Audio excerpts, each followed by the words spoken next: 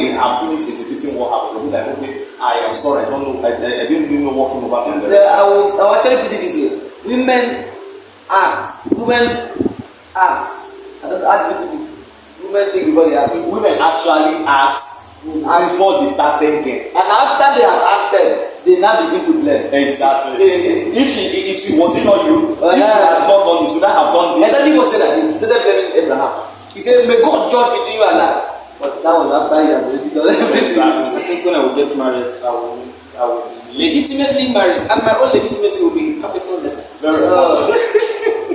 Okay, the next question there is, what encouragement do you want to give to our women who have already become victims of illegitimate marriage? It's not their fault. Excuse me. It can be their fault. It can be their fault. Yes. It can be their fault. I like to attack you. We'll attack you. Unless it happened as a rape. Yes, as a result of in a century now, in this dispensation, rape is not even seen as a mistake. Exactly. So there are people, there are women that they are all victims, and I know most of them will be listening to us. And why I say it's not actually their fault is because they did not see the picture, so they acted based on what they saw at that point. Well, I think before they started going into that, they already know that there is a system of being married first before going into childbearing. But we're not going to look into if it is their mistake or not. But what encouragement are you giving to them? I'm just encouraging them to move on with life.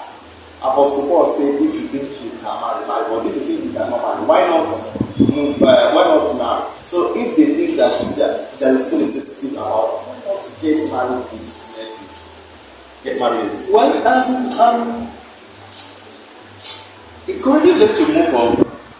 Is it to move on? Most of them not to move into the man's life, because if that man is actually legitimately married, unless they marry, you know, there's a system that now come and to move back and the person agree on some certain conditions, so we will not live together, we will live separately and the rest of the time. If the woman that is your first and legitimately married wife says she does not want, so you have to discuss that with the lady and say, look at what my wife is saying. She said she does not want. So the lady now have to accept and move on, because if she comes into that family, she will be on fire.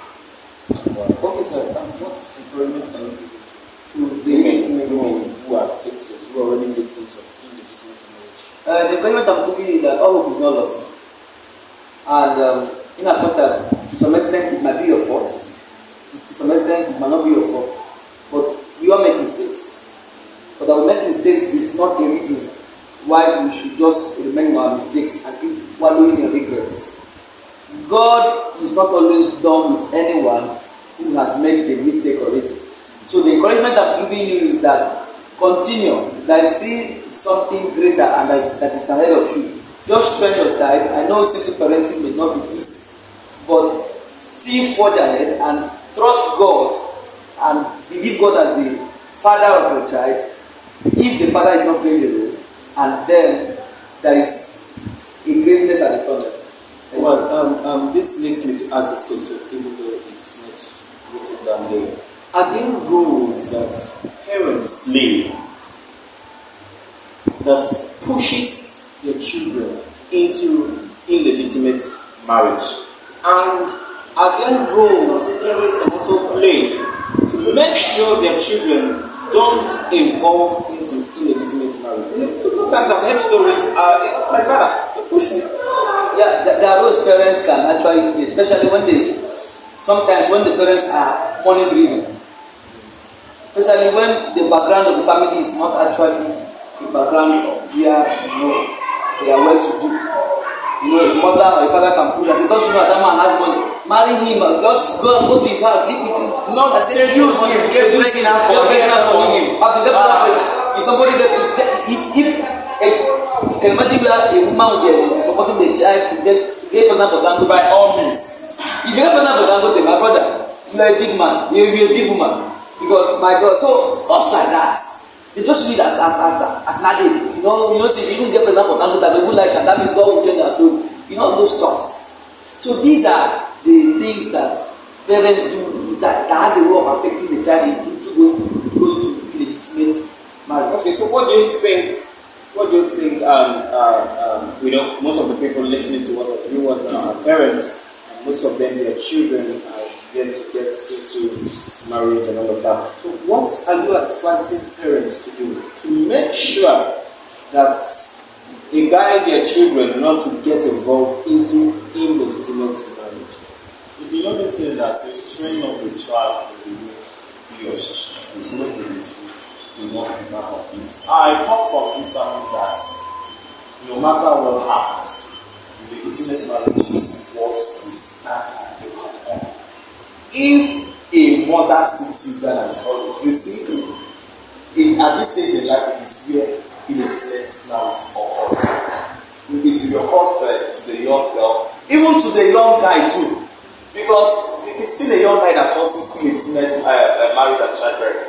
Once they see that talk to them over and over again, it sinks into them, and they know that at this point in time, I should not be talking about marriage. I should be talking about other things that matter in life. And whenever I am ready, I will say to that. Imagine when the mother consistently talks to the child, either the male or the female, in both sides. Look at this thing.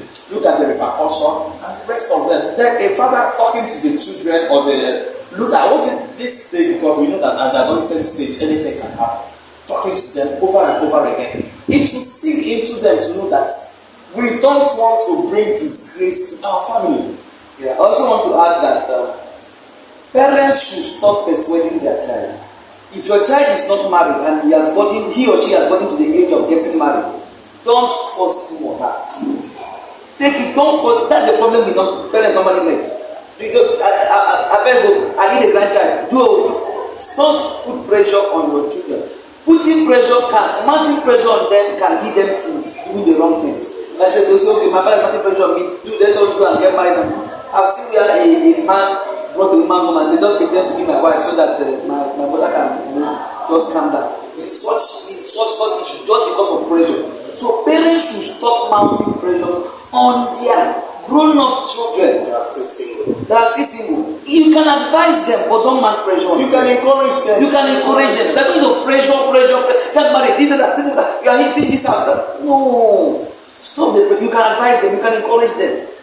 So the pressure is what parents are doing, especially in this our age and generational parents.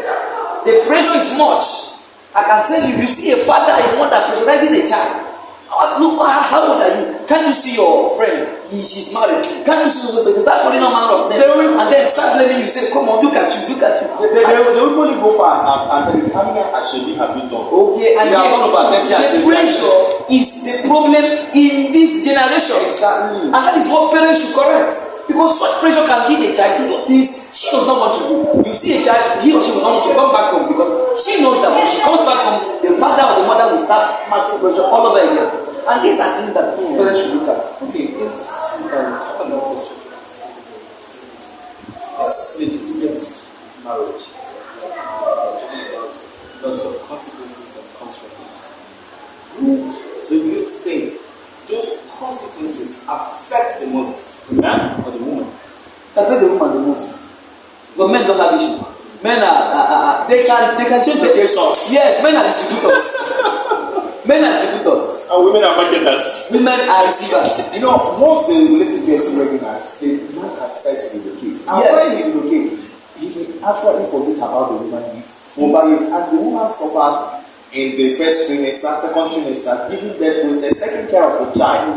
Now, imagine when the child is, the family is not well to do. You will say, I have seen in a situation whereby the mother or the young mother takes a menial job, carrying this and carrying that. So they feel like they didn't have anything to do. At the end, you even see the father coming back to apologize.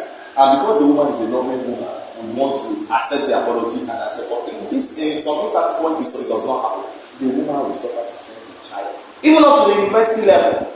So, and another thing I want to say is this: as parents are doing these things, parents just have to be careful. In school settings, when a woman is pregnant or when a lady is pregnant at some point she will stop going to school because of the pregnancy. But the man that has done the pregnant, that has impregnated the woman, can keep going to school. He doesn't care. After all, she's not the one that's carrying the baby. She's not the one that's carrying the baby, so he can continue school. He can even finish school. But the one that he has impregnated will now have to stop school because, and there are some schools that don't accept if the lady is pregnant. That's some universities that have marathon that don't accept if you are pregnant. That's it. Just do it. Okay, that's just viewers and listeners. The point we're trying to make is that the rates of the effect of the consequences of illegitimate marriage is highly on women. Yes. It's highly on women. And so if there are people that should be very much careful about this thing, it should be women. Because so many men can be too promiscuous, and even when the stuff happens, they will deny you, they can abandon you, and you have the whole of the cross to carry, stages of pregnancy, child labor, and all of that. And there are emotional and psychological problems that comes upon a woman that gives birth to a child without the father with her. It has a lot of problem that comes to it. So viewers and listeners, we encourage you as a woman, we encourage you as a lady, we encourage you as a single person. Please make sure you do not get yourself involved into illegitimate marriage, as you have been listening or hearing us mentioning some of the consequences that comes out of it. And in case you want to refresh your memory on some of those consequences, we took Hagar as our subject of discussion. You can go to Genesis chapter 16, read from verse 1 to 16, and then you go to Genesis chapter 17, read from verse 18 to 26, and then Genesis 21, 1 to 12. I repeat, Genesis chapter 16, from verse 1 to 16, on the screen. Genesis 17, verse 18 to 26, and Genesis chapter 21, from verse 1 to 12. When you read there, you will get more knowledge about what we are talking about. And for parents, especially you that wants to see your daughter getting married, because every other person is of that age has gotten married, you that are pushing your son to get married, parents should stop mounting pressure on their children. If for any reason you discover that your child needs to get married at this age, it is only left for you to talk to her and talk to him about it, encourage her or him about it. And another thing I want to let us know is marriage is not age, is not a criteria or a scenario for marriage.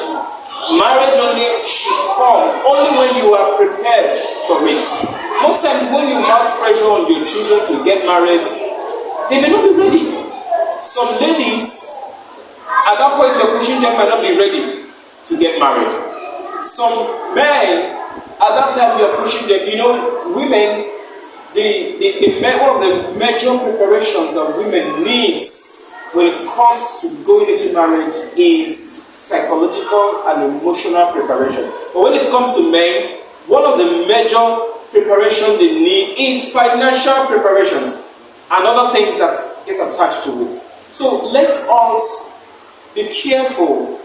We're talking to the parents, we're talking to the society, to please help us to make sure that we guide our single ones to make sure they do not involve themselves into illegitimate marriage. And for those that have already gotten themselves involved into it, like I told you earlier, it's not the end of life. You can move on with your life. There are so many people that entered into the journey of single parenting, sought it, and succeeded in it. And I can tell you, your child being a product of illegitimate marriage doesn't mean he or she has no destiny, doesn't mean he or she has no value. Can I tell you, there are so many people around the globe, that are great today, so many people around the globe that are helping lives, making impact on lives. But if you read about them, you will discover that they were products of illegitimate marriage. It all depends on your decision. It all depends on your mind. It all depends on how you accept yourself. if you have accepted yourself, no circumstances whatsoever can bring you down. Okay, let's also want to add to that. Okay. Women marry those that are rich, men that are rich. Why women marry when they are rich? That's good. Women marry men that are ready. And why men marry when they are ready. Yes. And parents should please, instead of mounting pressure, pray for your child. You can pray for them. Be praying for them. Instead of mounting pressure, go back to your prayer room and ask God to help them. And you see, some of these parents that pushes their children into this, most times they are the ones that they take share behind the cross. Because in most cases, the girl will come back with the children or with the child. You said you want a grandchild. You have to start it now. And you will become a grandmother with no certificate. And grandmother with no certificate. Such a word. Okay, so let's go to the next question. I think this will be the last question before we go to our closing formalities.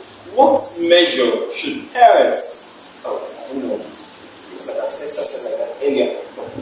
What measure should parents, church, society, and government take to prevent the act of illegitimate marriage or the act of being illegitimately married?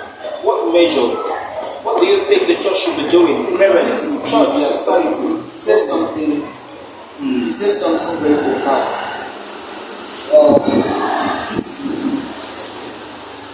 Discipline your child. Talk to your child. Advise your child. Teach them about sex. Teach your child about sex. Teach them about sex education. That's one of the things a parent should not fail to do. The problem that we have in our system today or in our world today is that the Nigerian movies are now the ones teaching our children sex education. And they're teaching them in the wrong way. You see, because so actor, this so actress, you see a girl of 15 years watching it, tomorrow in school, she wants to now practicalize it. But that is not how it should be. And that is because the parents are not in the way to teach them and say, hey, it's not this way, it's not that way. Parents leave the responsibility to the movies to teach them, which is very, very bad. So this is one thing that they should learn. Every parent, once your child reaches 13, 14, 15, start sitting them down. Teach them what sex is all about. Teach them about relationship. Let them understand the core values of premarital sex and the consequences. These are things that, and then the second thing is, parents should also watch the issue of internet in the life of children. I can't see what an SS1 student is doing with a browsing phone. I don't just wonder, what are you doing with the browsing phone? Of what use is it to you? Because some of them will now use that internet to watch pornography, and it will so affect them that they want to look for anyone they can see to just, practice what they have seen, what they have been watching. And it becomes a problem. So parents should cut down in giving. I know of a rich man that has a 12-year-old son. He has an iPad. 12-year-old. What is it? What does he know? And his brother, what is it now? These are things that parents should watch. When we were much younger, all these things never existed. It was we were playing max, so all manner of things, playing ball race and driving. Who knows what the internet is on? But today, the world now, even kites. That was what we are so conversant with. But now, oh my God, internet has so spoiled our generation, and the parents are not watching. So these are ways that parents should learn to discipline the child. And once you see that your child is doing something negative, go to the school and ask questions. Don't say, you are doing this, just keep quiet. No. Go back. Sorry, sir, you've been commenting on your parents. Yes, I'm having on the church. The church. Another thing that the church should do is, see, I will say it over, and I'll say it again. And anyway, I will say it. Pastors should teach on sex. It's very, very important. I don't know why it's as if this is hiding in the church. Where you say, say, no, we don't do that. We don't. No. Sex is something that God has ordained. Teach it. It's part of life. Teach it.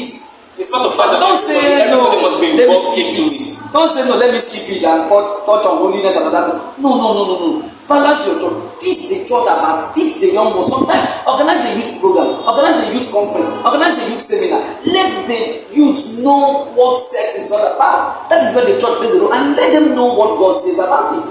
You know, that was the area I was actually once Okay. on the area of church and pastors coming in. They think the teaching should be balanced. When they tell you things you should do before getting married, you've heard from God. Pastor is telling you. I think everybody sensible who to believe they are should see that and have a routine if they have been going astray. Yeah. There are some things I should do. In fact, the pastors can recommend books about youthfulness and usefulness. You can be single and you are still doing beautifully well until I have a friend. She said she didn't know anything about marriage until she got married at the age of 27. One of the youngest doctor. She was so particularly interested in her career. No, she wants to be in her career before marriage.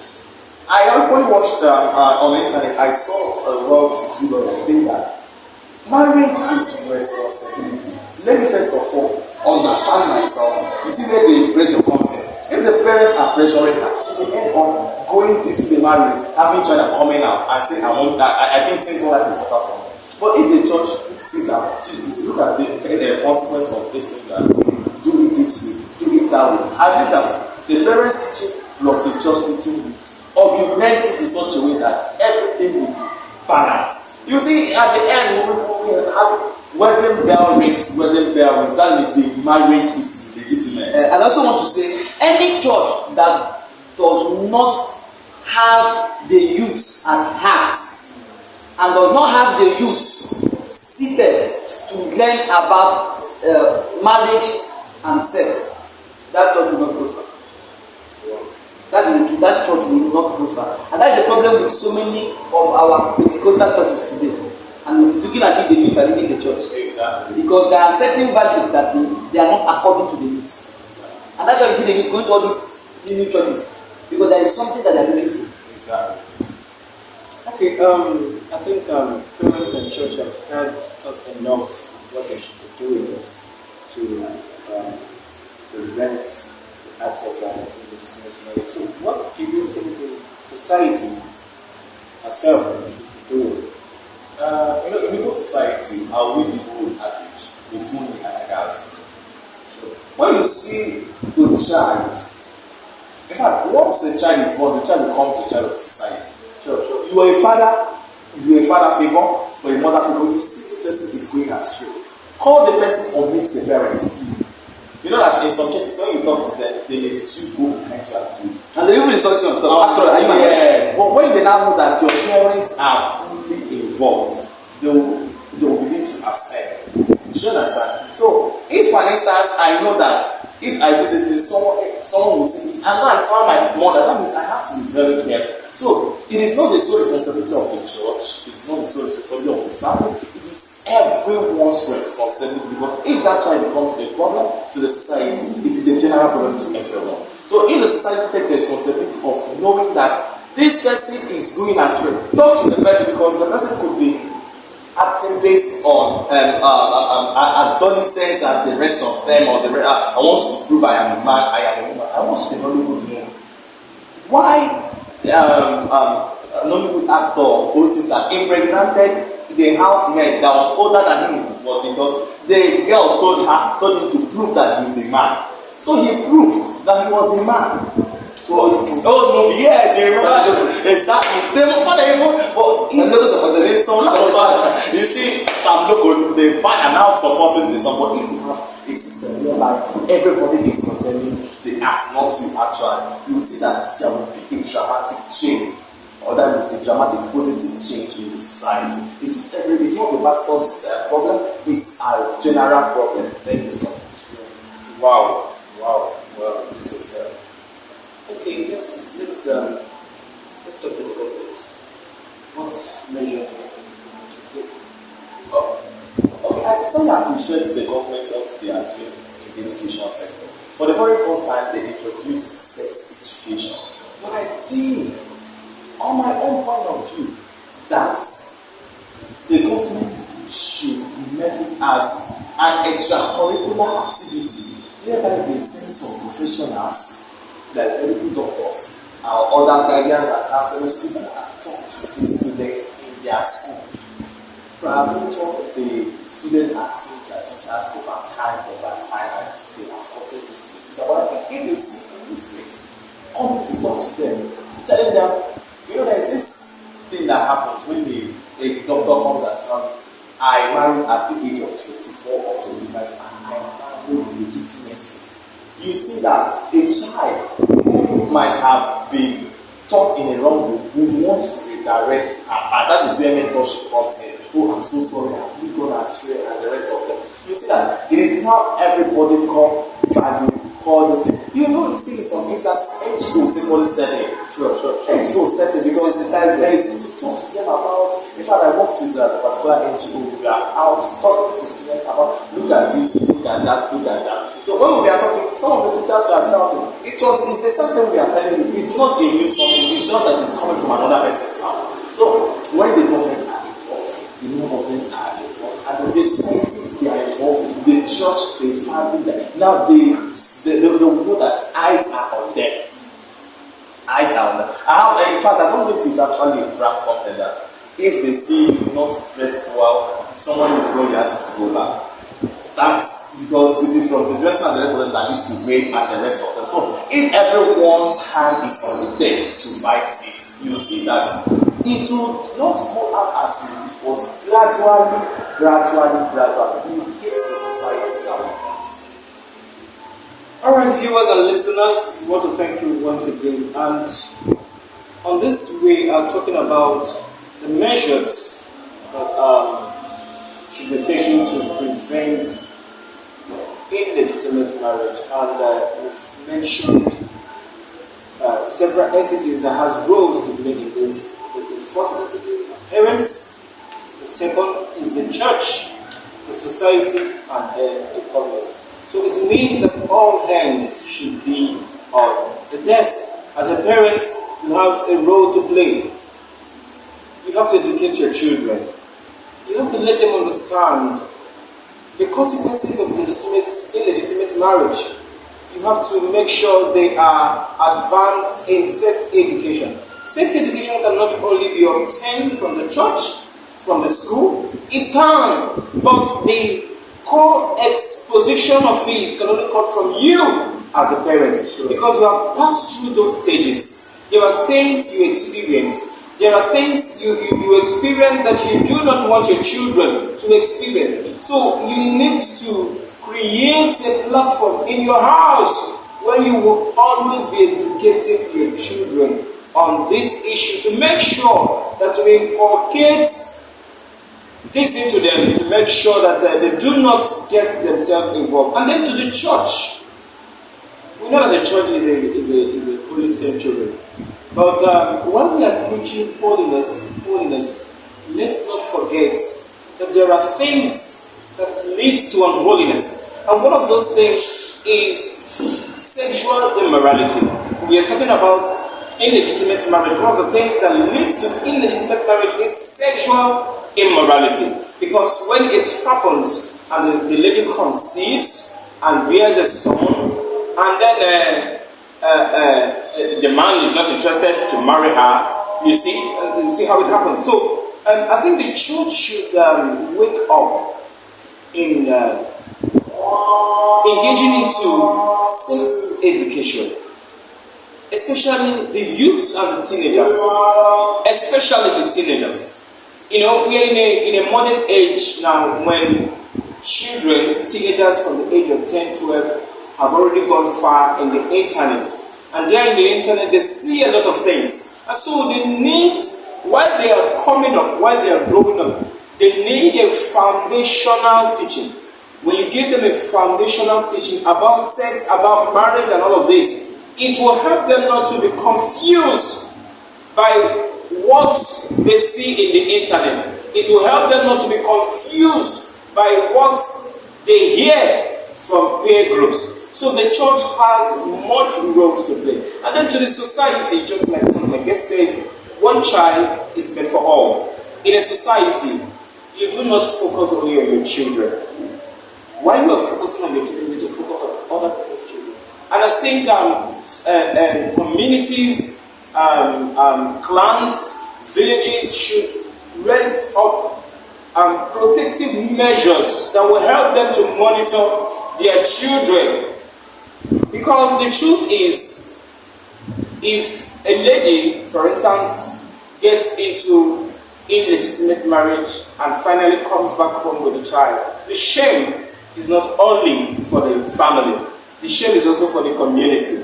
And I don't think there is any community or village that would not like to have a child or a daughter from that land who is known as a role model, who is known as one whose life was well arranged. And then to the government, well, my guest has already given you people an accolade.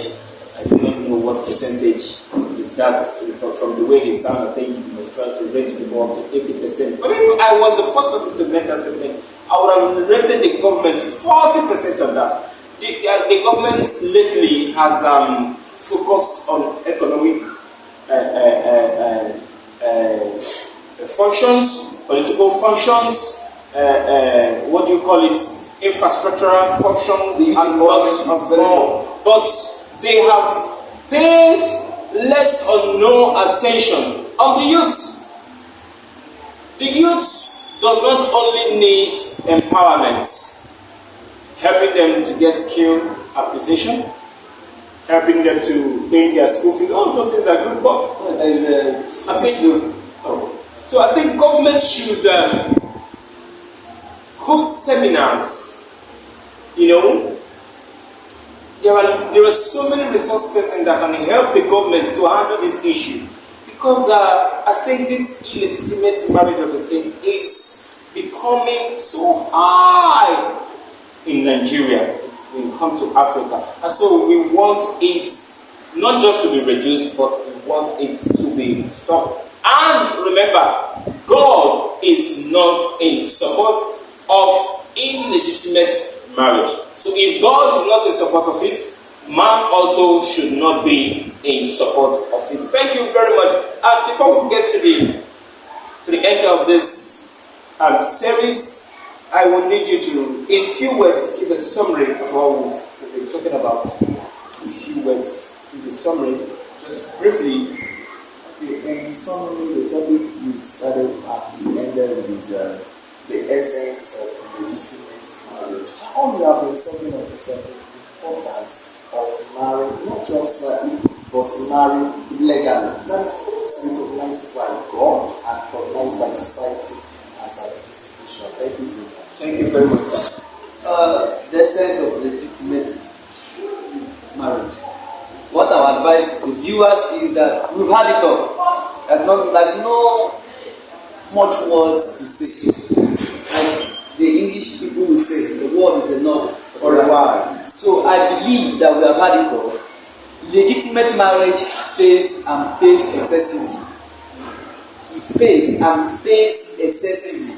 So we must learn to be disciplined and do the right thing and marry legitimately. Not just marry, not just in that aspect, but also marry rightly. Because I tell people, there's a difference between marrying a wrong wife and marrying an evil wife. Marrying a wrong wife is better than marrying an evil wife. It does not mean that the two of them are good.